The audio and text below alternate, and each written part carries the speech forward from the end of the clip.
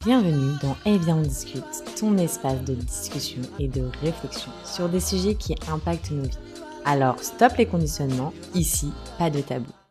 Et c'est pour ça qu'on va parler aujourd'hui avec Nathalie, gestionnaire patrimoine, des femmes et de l'argent. Belle écoute! Bonjour à toutes et à tous, je suis heureuse de vous retrouver pour cet épisode de podcast où je ne suis pas seule, j'ai la chance d'accueillir Nathalie. Bonjour Rosanne, merci. Avec plaisir. On va parler aujourd'hui des femmes et de l'argent. C'est un sujet qui nous tient à cœur toutes les deux. Moi, dans ma vibes de comprendre pourquoi parfois on peut avoir des différences hommes-femmes, comprendre comment on peut vivre différemment avec des outils bien définis. Et là, on va parler de gestion de patrimoine, on va parler d'argent, on va parler de gestion financière. Et on a Nat qui fait un métier qui va pouvoir nous apporter les outils qui nous donne des tips vraiment concrets. Donc, comment on peut faire? Dis-nous, Nat, est-ce que tu peux te présenter? Oui, alors, donc Nat, effectivement, moi j'ai un parcours bancaire et là, complètement dans la gestion de patrimoine que je vais vous expliquer, où souvent les gens font l'amalgame avec la gestion de fortune. Pas du tout. Donc, la gestion de patrimoine, c'est accessible à tous et le plus tôt possible, ça va être vraiment mon message ce matin. Et oui, on va pouvoir parler de toutes ces différences et pourquoi la femme est si en retard sur sa gestion de patrimoine et préparer l'avenir. Je vais pouvoir vous parler de mon métier, mais aussi de mon expérience personnelle en tant que maman solo. Effectivement, tout le monde peut se retrouver seul à un moment donné et c'est là où on reprend en fait le lead sur ses finances, sur ses projets, sur l'éducation. Parce que pas le choix en fait. Parce que pas le choix et que finalement ça se fait très très bien quand on est bien accompagné, quand on a les bonnes explications. Donc j'espère pouvoir apporter plein de petits tips ce matin, Rosanne, pour tous les auditeurs. Mais oui, avec plaisir. On va commencer un petit peu à parler de pourquoi c'est important de parler de femmes et argent, parce qu'il y a un patrimoine et culturel et sociologique et historique qui explique pourquoi aujourd'hui les femmes n'ont pas forcément le lead, comme tu dis, sur leur gestion financière, les bons tips, un patrimoine qui leur est propre parce qu'on leur a pas appris, parce que c'est éducationnel et historique dans le sens où, par exemple, je cite, les femmes ont eu droit d'avoir leur compte bancaire, donc la gestion de ce qu'elles gagnaient en 1965, donc... C'est hier, j'ai envie de te dire, Rosanne, c'est hier. Moi, je suis des années 75, ça me paraît hallucinant de dire, mais voilà, la femme n'avait pas le droit à son compte bancaire, c'est arrivé sur le tard. Donc, il y avait déjà un gros décalage dès le début. Effectivement, nos générations de nos parents et la mienne, on était élevés comme ça. Donc, c'était presque normal, finalement. Il y a un gros changement aujourd'hui. Oui, on voit que heureusement, évolue, bien sûr. Mais à l'époque, la question ne se posait pas. L'homme gérait les finances et la femme gérait le foyer.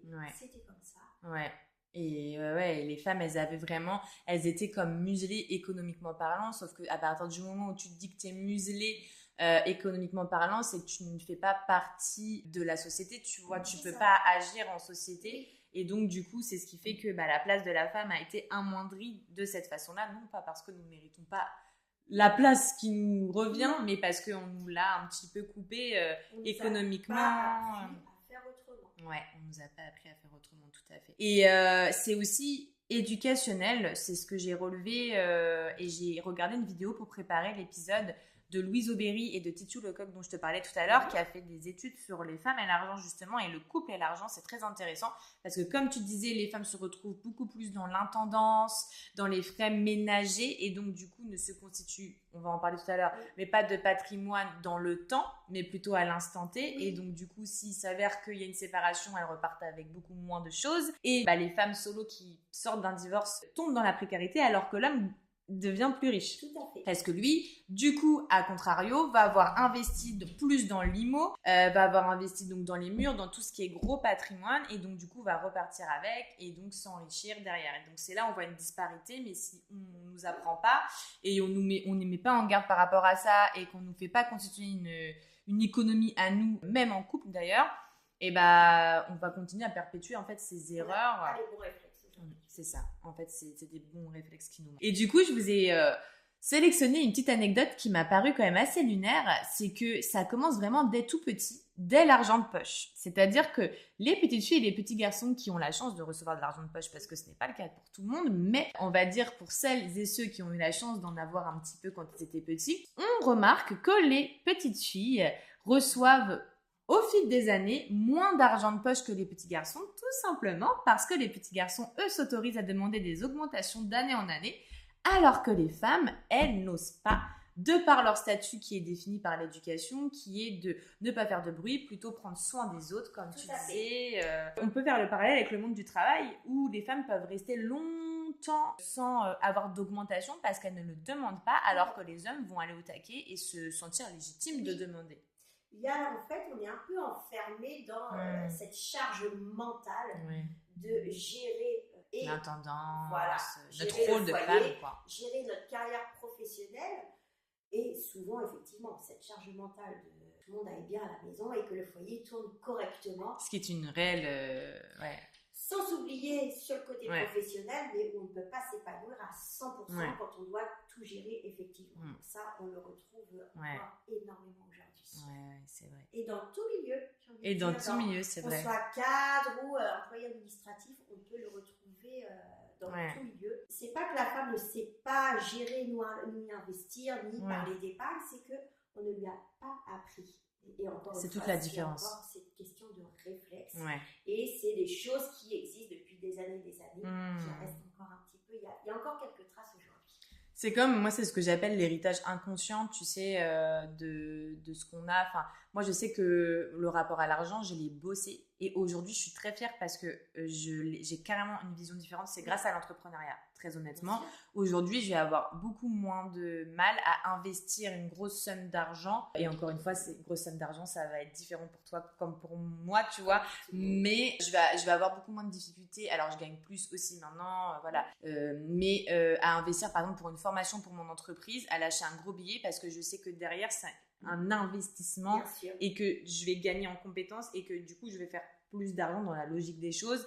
Et du coup, je suis dans cette logique vertueuse qui fait que je vois bien que j'évolue plus rapidement, que je prends des décisions différentes, tu vois. Et je pense que c'est un peu pareil pour son épargne, pour son capital, tu vois. Il s'avère, en fait, ça se vérifie. Si la femme avait investi dès le début, elle serait beaucoup plus posée, beaucoup plus réfléchie sur son épargne, sur les supports choisis, serait beaucoup moins impulsive en fait qu'un homme et préparerait sur du long terme des choses très stables. Donc ça, c'est vérifié, plus qu'à se lancer. Mais de toute façon, Nat, tu es là pour nous donner des tips. On y viendra après. Et je voulais aussi parler des croyances et des étiquettes qu'on peut mettre aussi sur les femmes quand on parle argent et femmes. On peut penser vénal, alors que non, on peut aspirer à l'argent autant que les hommes, parce que finalement, dans notre société aujourd'hui, bien que je suis pas trop d'accord avec je suis pas du tout d'accord avec le capitalisme, mais mine de rien, on fait partie de ce système. En attendant que les choses changent et aillent vers des choses un peu plus bienveillantes, l'argent sera toujours une façon d'avoir du pouvoir économiquement et d'avoir un impact. Enfin, c'est l'une des choses qui nous permet, mais voilà, on va pas se mentir. C'est une grosse partie. Et je trouve que la femme ne s'autorise pas à aller vers ce milieu-là, vers le milieu des finances, parce que elle n'a pas. Elle pense que c'est pas pour elle, Par rapport à sa culture financière, sa culture des marchés, il y a un gros manque de confiance et elle ne s'autorise pas à aller voir ce qui se passe, à aller voir les performances, à aller gagner de plus en plus. Et c'est vraiment le message que j'ai envie de passer ce matin. C'est possible de le faire. Autorisez-vous. C'est vraiment, c'est les bases. Donc, je vais vous expliquer au fur et à mesure les bons gestes, les bons réflexes à avoir. Et voilà, il faut préparer son avenir. Oui, surtout aujourd'hui. Aujourd'hui, tu vois, moi j'ai 30 ans, je prends des décisions en fonction de mon avenir.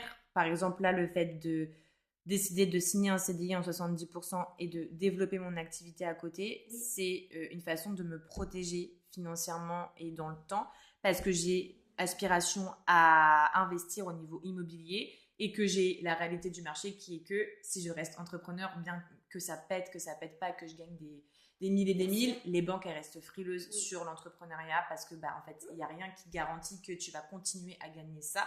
Donc, pour payer tes traites de ton crédit, etc.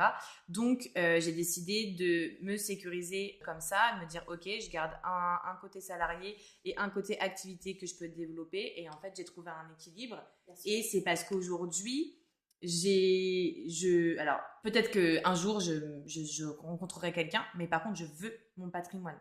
Que je rencontre quelqu'un ou pas, j'achèterai ma maison toute seule, je ferai mon projet toute seule et ça sera mon truc à moi et que quoi qu'il arrive dans ma relation, ça ne changera pas, ça n'impactera pas mon patrimoine, tu vois. Oui, c'est très important ce que tu as Voilà. dire. Et souvent, c'est intéressant que tu emploies tous ces mots-là parce que souvent, on me dit, mais j'ai pas de patrimoine. J'ai pas besoin de gestionnaire de patrimoine parce que gestionnaire de patrimoine veut dire gestionnaire de fortune. Non. En fait, dans ton discours, tu as tout compris. C'est-à-dire que déjà d'avoir un livret, d'avoir un projet résidence principale, ce sont déjà des bases à avoir et tu fais déjà de la gestion de ton patrimoine. Donc, tu as vraiment les bons réflexes. Et effectivement, c'est pas de se mettre en couple, se marier ou choses comme ça qu'il faut mettre de côté, se protéger. Non, c'est vraiment la base et adapter ses projets au fur et à mesure puisque notre carrière évolue, notre vie sentimentale évolue, notre vie privée évolue et en fait, il faut vraiment adapter tout ça au fur et à mesure pour te dire, voilà, je me protège. Souvent, j'entends les jeunes me dire, nous, on n'aura pas de retraite, on va se débrouiller par nous-mêmes. Oui, c'est bien, mais tu fais quoi pour concrètement, qu'est-ce que tu mets en place? Donc, il y a vraiment tout à reprendre dès le début. Moi, de mon expérience, en fait, si je peux te donner 2-3 petites anecdotes de mon expérience à la banque, je pouvais avoir le femme au foyer, le comptable, le cadre, toute profession confondue différente. Il y a cette sécurité de dire, je vais tout mettre sur mon livret A. Ouais, parce que c'est le produit bancaire qu'on nous a ouvert quand on était petite et qu'après on n'a pas cherché plus loin. C'est tu vois ça. Et c'est encore une fois, ce sont des peurs. Ouais. Et de la méconnaissance aussi. Complètement. Du coup, des peurs alimentées par notre méconnaissance, je pense. Complètement. Alors oui, ça reste de l'épargne de sécurité, c'est top. Oui, il en faut. bien sûr. Il en faut absolument. Oui.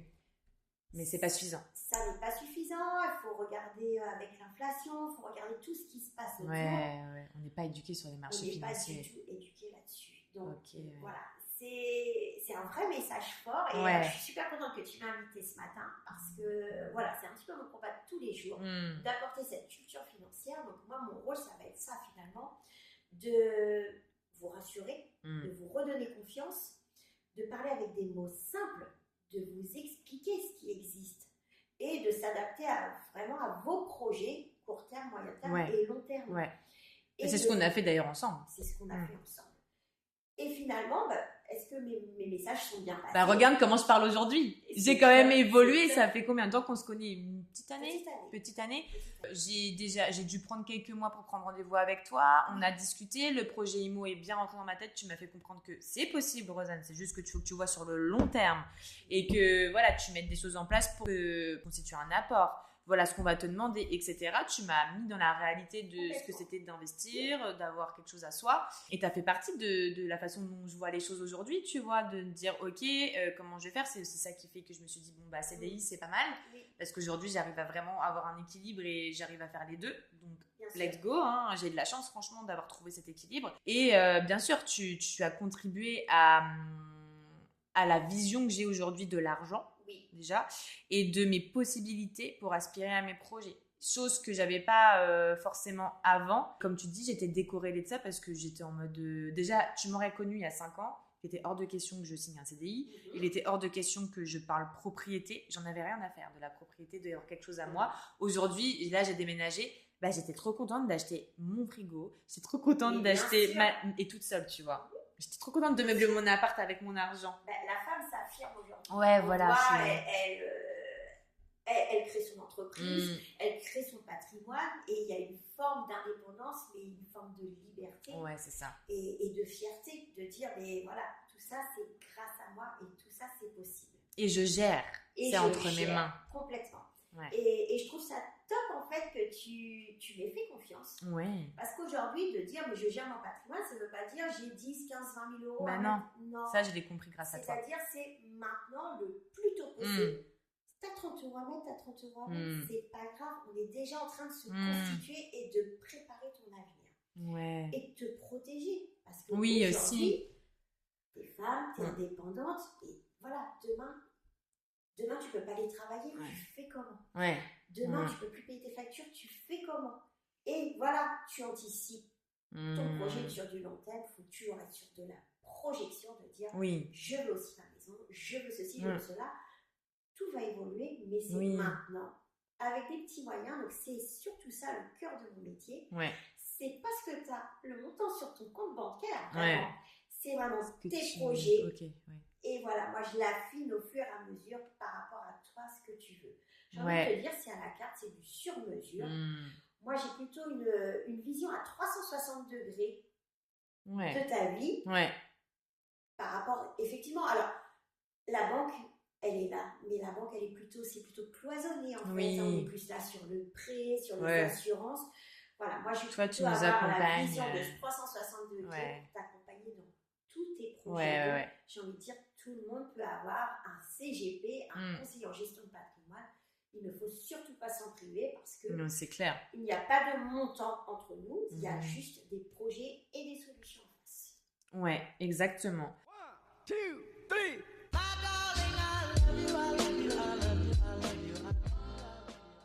Est-ce que tu peux nous dire, tu l'as un peu dit déjà, mais c'est vrai qu'il y a surtout quelque chose, une méconnaissance là-dessus. Qu'est-ce que c'est un patrimoine en fait? Alors, un patrimoine, tu as ouvert un livret d'épargne.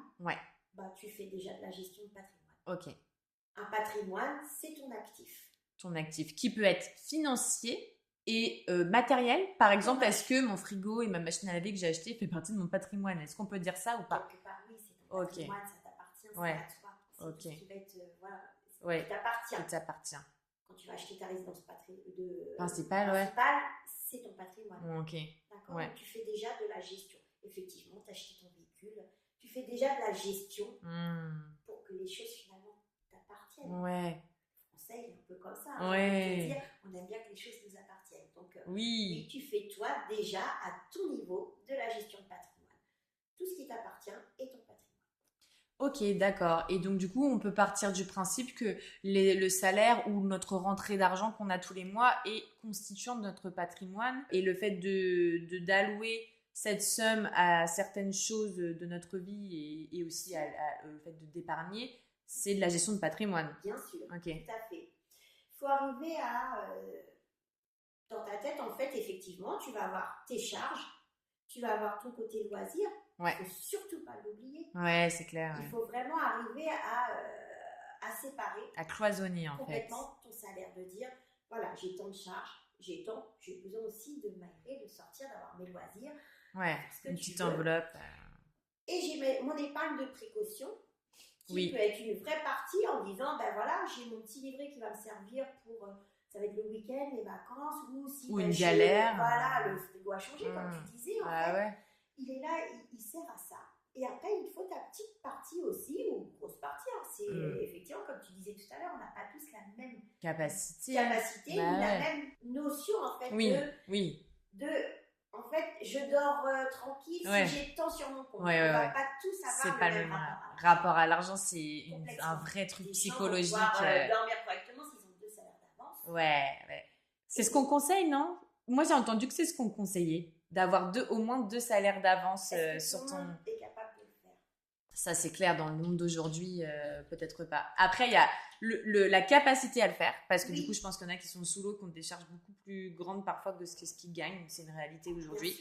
Il y en a qui ne sont pas capables parce qu'ils n'ont pas les bonnes habitudes d'épargne et de consommation. Donc, quand je dis consommation, c'est consommation de son salaire, donc être en capacité de mettre temps pour faire des enveloppes, comme tu disais, tu vois. Mais donc, du coup, ça peut se régler en venant te voir et en prenant conscience que, comme tu disais tout à l'heure en off, en fait... comment tu consommes? Qu'est-ce que tu dépenses? Ok, par exemple, pour un jeune, tu vas au bar 4 fois par semaine. Alors, c'est cliché, mais tu vois, imaginons, tu vois. Il faut s'adapter. Oui, voilà, tu vois. Tu as un jeune en face de toi, effectivement, lui, tu vas Tu vas pas lui parler de la même façon Non. d'une Ouais. femme qui va avoir plusieurs enfants, ou qui va gérer autre chose. Le jeune, il va travailler et il va consacrer généralement son argent Au aux divertissement, sorties. ce qui est normal. Oui, Mais prendre conscience que ce que tu mets dans ton divertissement, tu peux en prendre une petite partie Le diminuer. pour projeter et préparer ton avenir. bien Ça, sûr. c'est génial. De le diminuer, ça veut pas dire te priver. Ouais, voilà, c'est ça. Ça veut Mais dire c'est pas le but. j'anticipe. Ouais. Oui, aujourd'hui, plutôt épargner, plutôt. Donc, ça n'a rien à voir avec ce que tu as sur ton compte. Je veux dire, quelqu'un qui va avoir 2 salaires d'avance, quelqu'un qui n'en aura qu'un et qui va bien gérer quand même, mettre de l'argent de côté tous les mois. Aujourd'hui, on vit avec l'intelligence artificielle qui est partout dans notre quotidien. C'est un petit exercice à faire. J'invite tous les jeunes, d'abord, je leur dis, allez-y, puisque c'est votre façon aujourd'hui de communiquer. Regardez, vous mettez entre 30 à 50 euros tous les mois de côté on peut même se permettre d'aller sur un support qui est un peu plus offensif puisque on parle sur du long terme. Et là, on va laisser agir en fait ce qu'on appelle des intérêts composés. Et là, on a de très très belles surprises quand on n'y touche pas pendant 10 ans. Il y a un vrai levier au bout de 15 ans et 20 ans, 25 ans où là, on se retrouve avec des sommes qui sont plutôt sympathiques. Et là, on se dit, là, on est en âge de pouvoir acheter, de pouvoir avoir mon apport, de pouvoir me constituer, peut-être pourquoi pas préparer la retraite. Je pense que votre génération, vous êtes beaucoup plus inquiets en fait sur la retraite, de dire oula, avec ce qu'on entend. Plus tu grandis, moi là, 30 ans c'est pas vieux, mais je pense que tu as un gap à 30 ans, t'es plus sur les mêmes choses. En tout cas, moi ça m'a fait ça. Et j'ai pris conscience qu'en effet, préparer sa retraite, ça va être un sujet, même bien que vous le faisiez aussi. Mais nous, potentiellement, on n'aura même pas de retraite tout court. Donc, ouais, moi je pense que c'est important d'y penser, mais c'est vrai qu'on n'est pas forcément éduqué à le faire, tout en sachant que si on revient, on se recentre plus sur les femmes, nous, on peut avoir des trous parce que du coup, il y a la maternité, etc. Donc déjà, de base, ça a l'air amoindri par rapport aux hommes toute notre vie. En plus, de par notre vie de femme, ça peut encore plus baisser. Donc du coup, quand bien même on aurait une retraite, peut-être penser aussi à mettre... Oui. Ça se voit si on en reparle encore un peu le choc des générations. Ouais. Sur les générations, la mienne, celle d'avant, c'est ce qu'on appelle avoir une carrière hachée. C'est-à-dire qu'on aura fatalement moins d'épargne retraite, d'épargne salariale parce qu'il y a la grossesse, il y a les enfants, il y a ce temps de pause que seule la femme peut gérer, effectivement.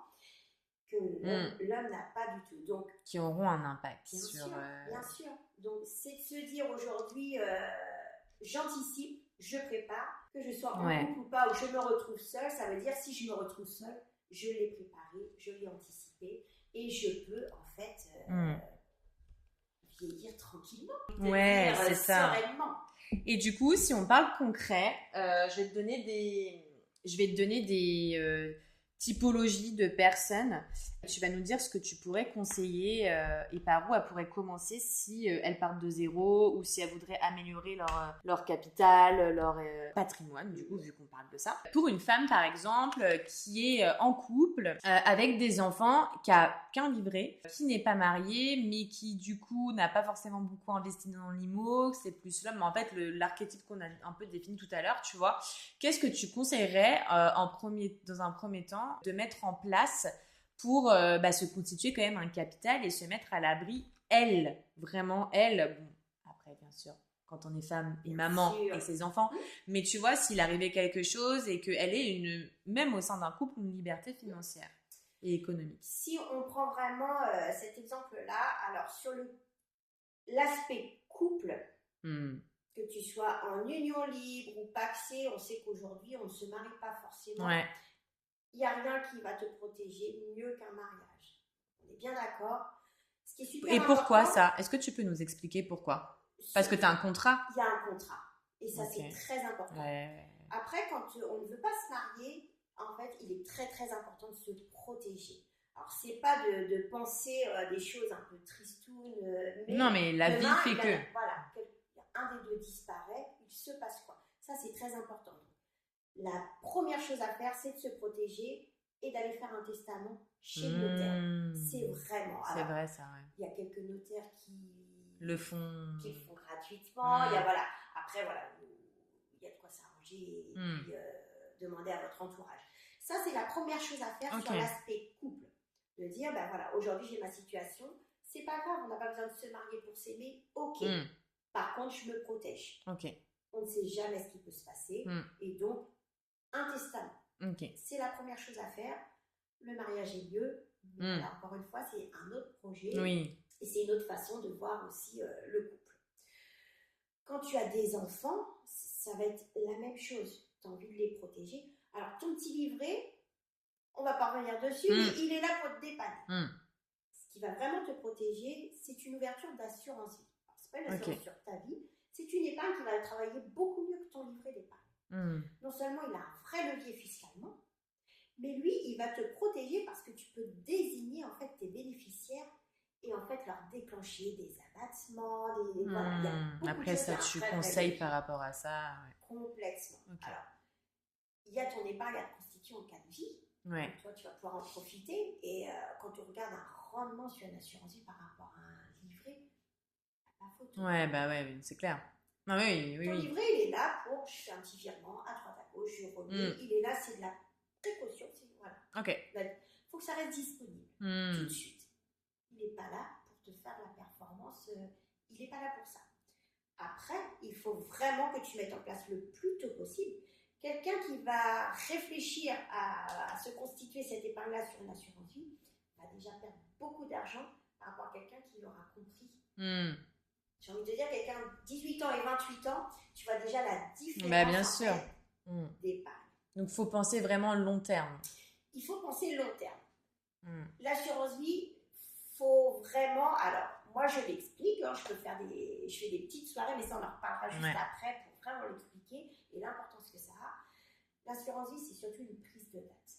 Parce que les gens pensent, c'est bloqué, je ne peux pas... Non, ça n'est pas bloqué. On nous l'a juste mal expliqué. Donc, c'est ton épargne qui travaille beaucoup mieux pour un projet sur du moyen long terme. Ok. Mais c'est très, très, très important. Après, on s'adapte. J'ai envie de te dire, tu as un profil où tu ne veux pas prendre de risques, surtout quand on entend ce qui se passe un petit peu aujourd'hui sur les marchés. C'est vrai que c'est un peu compliqué, Il n'y a rien en fait quand il y a des incertitudes géopolitiques comme ça, il y a toujours des solutions. Et c'est là que tu vois qu'un gestionnaire de patrimoine est bon. Bah oui, parce que il va t'appeler en disant il pilote.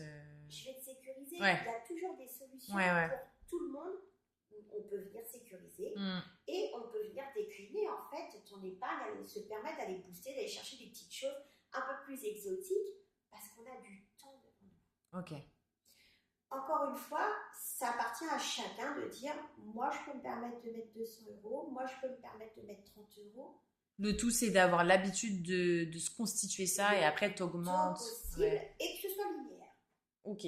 C'est pas je mets une somme, je la laisse travailler. Alors il y en a qui le font, c'est bien aussi. C'est une autre stratégie. Ok. Mais le linéaire, en fait, mais pourquoi en fait c'est pas compliqué. Si tu vas pas voir la hausse et la baisse, en fait, tout est complètement lissé. Et c'est là où tu vas te dégager le plus d'intérêt, en fait, les fameux intérêts composés dont je te parlais tout à l'heure. Ouais. Tout à l'heure, tu me disais, c'était sur 15 ans, quelqu'un qui investit, qui met à partir de 18 ans, il fait 11 000 d'intérêt. C'est ça, en fait, complètement. C'est énorme, hein. C'est énorme par rapport à ce que tu vas avoir investi en capital et ce que les intérêts te dégagent, dégager. Tu as un vrai levier à partir de 15 ans où là, mais ça prend un effet. Et là, tu vas arriver à avoir un capital qui est vraiment plutôt sympa où là, tu te dis ok, j'ai préparé mon avenir, ou ok, ça me fait un super bel apport pour ma résidence principale. Voilà. Et plus tôt tu vas commencer, plus tôt, tu sais, il y a toujours cette notion de 8 ans en fait, de fiscalité que les gens ne comprennent pas trop. C'est juste que si tu avais besoin de retirer une petite fiscalité, avant les 8 ans. C'est pour ça, plus vite tu vas commencer, plus vite. Il y aura plus de trucs qui se posent. Donc ça, c'est te protéger, oui. Après, effectivement, tu vas avoir des choses comme ce qu'on va appeler la prévoyance, parce que tu vas te protéger toi. Parce que le Français, en fait, il assure sa maison, il assure sa voiture, il ne se pose même plus la question. C'est normal, c'est comme ça. On assure les biens, mais pas les personnes, quoi. Mais ta vie est quand même non, mais plus importante que ta voiture. Si ta vie, tu la perds, ta voiture et ta maison, elles ne servent à rien. Oui, non, mais bien sûr, mais on est plus éduqués comme ça. Puis il y a encore une fois, on parle de méconnaissance, tu vois. Moi, la prévoyance, j'ai vraiment appris à la connaître depuis que je suis entrepreneur. Oui. Parce que du coup, on en parle plus, parce qu'il faut se protéger, parce que si demain tu peux pas taffer, machin. Bon, moi, j'ai un salaire, un salariat à côté. Donc, du coup, c'est différent pour moi. Mais n'empêche que j'ai quand même dû m'y intéresser, tu vois. Mais. C'est la base, en fait, c'est des choses où il ne faut pas se priver. Ouais. Surtout quand tu es un entrepreneur, Ouais, en bah, fait, comme nous, on se lance. C'est-à-dire qu'on a toujours l'impression, bah oui, c'est à fond perdu, j'en ai pas besoin, je ne peux pas me permettre, j'ai pas les moyens. Non, en fait, faites-vous déjà, même si vous commencez petit, comme votre épargne, vous commencez déjà à vous protéger, et plus votre entreprise va grandir, plus vous allez pouvoir vous permettre d'y mettre une plus grosse cotisation. Ouais, puis on aura plus besoin aussi. Mais c'est les mêmes réflexes. C'est ça. Je peux commencer petit, mais je commence. Ça veut dire que voilà, j'ai déjà les bons réflexes. Ouais, je comprends. Merci. Et pour, par exemple, un profil d'une nana qui a 20-25 ans, qui commence à avoir cette conscience économique, mais qui ne sait pas du tout par où commencer, tu conseillerais un peu la même chose, qui veut se constituer un capital, qui veut une liberté financière, un peu comme moi, mais un peu plus jeune, tu vois. Tu conseillerais les mêmes choses? Sur quoi tirer en habitude, qui n'a pas d'épargne, tu vois, en habitude d'épargne, qu'est-ce que tu pourrais conseiller Alors, quelqu'un qui n'a pas du tout d'habitude d'épargne, mon premier conseil, c'est d'ouvrir ce fameux livret. Ouais. Je n'irai jamais conseiller quelqu'un d'aller sur une assurance vie si elle n'a s'il pas n'y a pas déjà une petite ouverture de livret. Ok.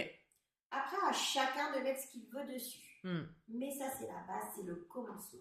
Et faire ses calculs de, ok, si je mets 50 sur un an, combien ça me ramène Mais c'est ça. En projection, fait, quoi. C'est de dire, est-ce que, voilà, si on parle, si j'ai 50 €, eh bien, je mets 20 € sur mon livret, 30 € sur mon assurance. Je peux commencer déjà, en fait, la clé, c'est de diversifier.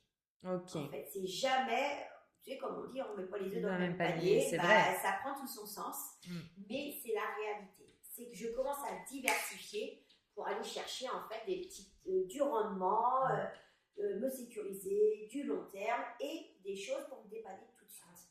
Donc, après, 25 ans, pas 25 ans, j'ai envie de te dire, je reviens au début. C'est ton profil, c'est ton appétence, c'est toi. En fait, c'est toi déjà, c'est quoi un bon rendement pour toi? Bien sûr. Est-ce que tu es sensible? Est-ce que tu es sensible à l'écologie, à l'environnement? Aller chercher des choses qui vont te correspondre et qui vont surtout coller à ton projet. Donc, c'est le plus important. Il n'y a pas de profil type, j'ai envie de te dire. À 25 ans, on peut se permettre d'aller sur des choses un peu plus risquées. Parce qu'on est sur du long terme et que ça se vérifie plus longtemps tu le laisses, plus on diversifie ce risque. Quelqu'un qui va plus s'approcher vers la retraite, on va essayer de constituer quelque chose qui est plus sécurisé pour avoir ce matelas qui est bien assis. Ok, trop intéressant. D'accord, Nat. Merci pour toutes tes explications. C'était important, je trouve, d'allier le côté, ok, historiquement, sociologiquement, voilà comment la femme a pu être éduquée, a pu avoir un rapport à l'argent biaisé, parce que comme tu dis, c'est pas qu'on n'a pas les compétences ou les appétences ou les aspirations, c'est qu'on nous a pas appris à faire. Et donc, c'est important de dire qu'il est jamais trop tard. On peut le faire avec un accompagnement, donc une gestionnaire patrimoine. Tu nous as expliqué en quoi consistait ton métier. C'est super intéressant. Moi, je connaissais parce que j'ai fait de la banque aussi, et du coup, j'avais un gestionnaire patrimoine. Mais pour le coup, moi, en les voyant faire, vu qu'à la banque, tu as vraiment un moment où c'est quand même un porte-monnaie plus important qui sont gérés par les gestionnaires patrimoine. En tout cas, nous, ils scindaient vraiment les deux. Et donc, du coup, moi, j'étais en mode, ok, patrimoine riche, croyance. Et toi, tu m'as bien expliqué que c'était pas le cas et que tu pouvais faire de la gestion de patrimoine en commençant du début, parce que c'est comme ça qu'on constitue le patrimoine et qu'on fait fructifier.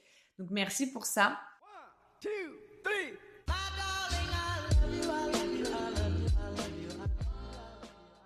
Et est-ce que tu veux nous parler un peu de toi, comment tu mènes ton activité, de ce que tu mets en place? Parce que je trouve que c'est intéressant justement que tu démystifies la gestion de patrimoine. Et là, notamment aujourd'hui, on parle des femmes, et notamment pour les femmes, c'est important de le comprendre. Donc, dis-nous un peu comment tu pilotes tout ça. Alors, moi, j'ai remarqué effectivement, quand j'ai commencé à faire ce métier-là, il n'est pas sexy mon métier. Donc, je change ma stratégie et en fait, j'ai envie de rester moi-même. C'est de l'épargne, c'est sérieux, c'est important, mais tu peux l'expliquer et il faut que ce soit abordable pour tout le monde. Ouais. Il faut que ce soit accessible pour tout le monde. Donc, j'essaie effectivement de faire des... Alors, tu es déjà venu à certaines de mes réunions. Ouais. Donc, on peut me retrouver effectivement sur mon local sur Rouen, où je vais prendre un thème bien précis et je vais vous l'expliquer, je vais le décortiquer. Après, ça permet de dire, ça me correspond, je vais venir te voir et on va en discuter.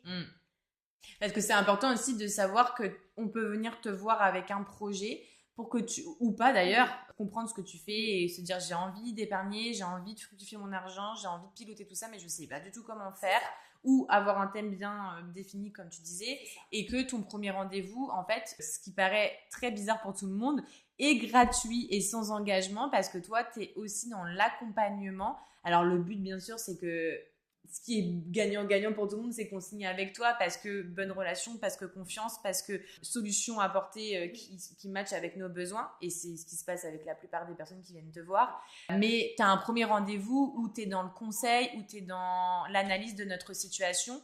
Et ça fait du bien parce que tu nous écoutes, tu nous dis « Ok, mais toi, ça, pour le coup, c'est pas adapté parce que si, parce que ça. » Et tu nous aides à comprendre notre situation. Ça, c'est important, je trouve, de le dire. Comme tu disais par rapport à la banque, en fait, effectivement, tu Voilà. vas changer de conseiller parce que par rapport à tes projets, voilà, c'est ça. Ou un changement de carrière pour le conseiller ou autre. Nous, on est complètement différents. C'est que moi, je suis là dès le début jusqu'à la fin. Je vais être ton seul interlocuteur pour tous tes projets et toutes les questions que tu vas pas me poser.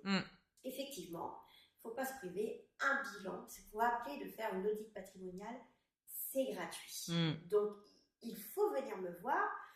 J'aide beaucoup les gens. Ça ne veut pas dire tu viens me voir, on fait un contrat. Ça veut dire qu'à un moment donné, je ne sais plus où j'en suis, j'ai besoin de me poser, j'ai envie de développer mon projet professionnel, j'ai envie d'acheter, j'ai envie d'avoir des d'épargne. Et en fait, c'est toujours ce que je dis, à force d'être partout, finalement, on est nulle part. Exactement. Donc moi, je suis là pour non seulement en fait mon expérience de bancaire, mais aujourd'hui de conseiller en gestion de patrimoine. Ça me permet, moi, vraiment, comme je te disais, d'avoir cette vision à 360 degrés, de te poser les choses en disant, aujourd'hui, il y a ça, c'est prématuré, je te conseille, on va commencer par ci, par ça, et mettre en place des petites choses et des solutions. À chaque personne, sa solution, puisqu'on n'a pas tous les mêmes projets, bien sûr. On n'a pas tous les mêmes appétences, donc à chaque personne, son projet. Il faut surtout pas se priver. Il n'y a pas de questions bêtes. Il n'y a pas de projet idiot. Il y a ton projet, il y a toi, il y a ta personnalité, il y a ce que tu as envie de faire. Et moi, je vais être un petit peu la magicienne dans tout ça et te poser des choses en disant, ben voilà, on va commencer par ça. Et on va se revoir et reconstituer au fur et à mesure par rapport à ta vie, à tes projets. Moi, je vais t'apporter toutes les solutions, que ce soit dans la mise en place de ton épargne, que ce soit dans ta préparation de retraite ou de te protéger toi, effectivement. C'est vraiment dans mon ADN, en fait. Je suis là pour t'expliquer. Alors, viens sans connaissance, sans rien du tout. Si demain tu me dis, je ne sais même pas c'est quoi une assurance vie, ben c'est pas grave, en fait. C'est moi, c'est mon boulot, je suis là, je vais tout expliquer. Les bons, après, c'est peut-être pas la stratégie pour toi, mais moi, je vais être là pour vraiment te guider jusqu'au bout. Ok, super. Bah, c'est ce qui s'est passé un petit peu pour moi en soi parce que j'étais partie sur un PER et tu m'as expliqué pourquoi c'était pas pertinent aujourd'hui tout de suite d'ouvrir ça. Et du coup, j'ai ouvert une assurance vie et tu m'as expliqué aussi ce que c'était. Je sais pourquoi, avec quoi mon argent travaille. Du coup, j'ai choisi plus l'écologie parce que c'est important pour moi. Donc, tout ça, c'est trop cool. Merci beaucoup, Nat. On aurait pu en parler vraiment des heures parce que c'est passionnant. Il y a plein de choses qui expliquent ceci, cela et il y a plein de solutions à mettre en place. Donc ça, c'est rassurant. Donc les filles, n'hésitez pas si vous êtes dans la région. Nat est là pour vous. D'ailleurs, où est-ce qu'on peut te retrouver, Nat, sur les réseaux Alors, on peut me retrouver sur Instagram, Nat Patrimoine. Ok, je le mettrai dans la description. Voilà. Après, j'ai un local 5 rue des Boucheries Saint-Ouen. Ouais. Ou sinon, sur Google, si on met Gagne Patrimoine Rouen, on peut me retrouver et puis prendre un rendez-vous avec moi, que ce soit en visio, téléphonique, je peux me déplacer. J'ai envie de dire, tout est libre, je m'adapte à chaque personne, donc n'hésitez pas à venir vers moi et avoir du conseil. Trop bien, merci beaucoup Nat, ça m'a fait trop plaisir de t'accueillir aujourd'hui pour parler de patrimoine et d'argent et d'aspiration et de tout ce qui peut se faire autour. C'était génial. Pour toutes celles et ceux qui ont écouté l'épisode, n'hésitez pas à soutenir en mettant une petite note, un petit commentaire ou même sur nos Insta respectifs que je vous mettrai en description à commenter parce que c'est un vrai sujet l'argent et ça doit pas être tabou et en France ça l'est beaucoup, on l'a pas forcément abordé mais voilà, je trouve qu'en France c'est un truc de fou comme c'est tabou alors qu'on gagne tous des sous-sous et on a tous envie de faire des choses qu'on aime avec et de préparer l'avenir. Il faut en parler en fait, il faut en parler et dire qu'il y a des choses qui existent pour nous et donc voilà, merci Nat de l'avoir fait aujourd'hui avec nous. Merci de m'avoir invité Rosa. Je t'en prie. Vraiment super et j'espère d'avoir passé les bons messages et que c'était très bien. Voilà. J'ai envie de dire pourquoi la femme n'a pas encore investi, c'est maintenant, il n'est pas trop tard. Ouais, bien sûr.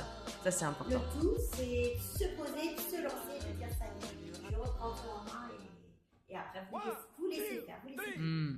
On reprend le pouvoir avec Nat, c'est génial. On vous fait des bisous et on vous souhaite une belle journée. À bientôt.